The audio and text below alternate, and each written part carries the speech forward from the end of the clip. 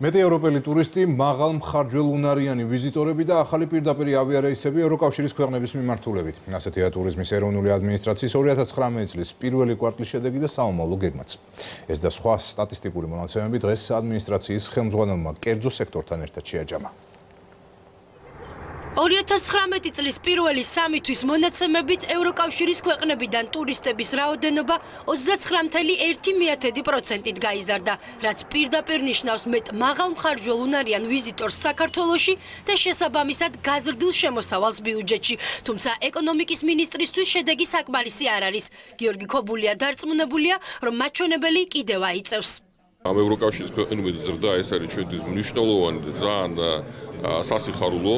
ჩვენ გონია რომ აბსოლუტური ციფრები მაინც რა თქმა უნდა მცირეა ევროკავშირიდან და ჩვენ რა თქმა უნდა გვაქვს ძალიან დიდი პოტენციალი რომ ეს აბსოლუტური ციფრები ევროკავშირიდან ჩვენ გავზარდოთ.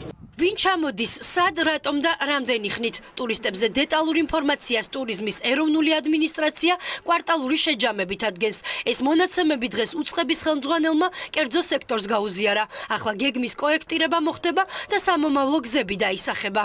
განსაკუთრებით ხაზი გაუსვით იმ ქვეყნებს, რომლებიც გამოირჩევიან მხარჯველუნარიანობით საქართველოში, იქიდან გამომდინარე, რომ კერძო სექტორს ჩვენ გვინდა რომ გამჭვირვალედ მივეწოდოთ ინფორმაცია, რაზე დაყრდნობით განვახორციელებთ სტრატეგიული სამიზნე ბაზრების იდენტიფიცირებას, რომელიც ორი კრიტერიუმით ფიქსირდება, ეს არის დანახარჯები და ღამეების საშუალო გათენების რაოდენობა.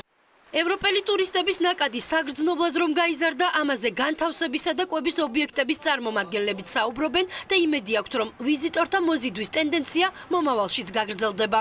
ყოველწლიურად ეს სტატისტიკა იზრდება, სასტუმრო სფეროდან გამომდინარე, სადაც ყოველდღურად გვაქვს შეხება, ჩვენ ხედავთ თუ როგორ იზრდება და წლევანდელი წელი ძალიან პოზიტიურად დაიწყო. ეს ციფრი მართლაც იგრძნობა საქართველოს ბაზარზე კონკრეტულად სასტუმროზე ძალიან მოხარული ვარ რომ ჩამოდის ევროპის სტუმარი და ეს კონკრეტულად იგრძნება როგორც კერძო სექტორისთვის, ასევე სახელმწიფო სექტორებისთვისაც.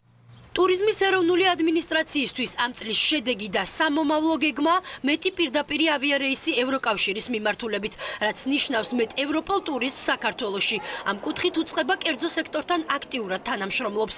17 პირდაპირი ავიამიმართულებით არის ჯორჯენეროის წარმოდგენილი დღეისთვის საქართველოში. შარშანდელ წელთან წლისგან განსხვავებით, წელს სიხშირები დავამატეთ ევროპის მიმართულებით, რადგან შევთავაზოთ ევროპას უფრო მეტი საშუალება, უფრო მეტი პროდუქტი, ნაცვლად 10 დღიანი და 2 კვირიანი ტურებისა, მათ შესაძლებლობა ექნებათ 3 დღიანი, 5 დღიანი ვიზიტებით ესტუმრონ საქართველოს. გერმანია, ჩეხეთი, პოლონეთი, ლატვია, ლიეტუვა და სლოვაკეთი. ყველაზე მეტი ვიზიტორი სწორედ ამ ევროპული ქვეყნებიდან ესტუმრა საქართველოს. ტურიზმის სფეროს წარმომადგენლებს იმედი აქვთ, რომ ჩამონათვალი მალე გაიზრდება.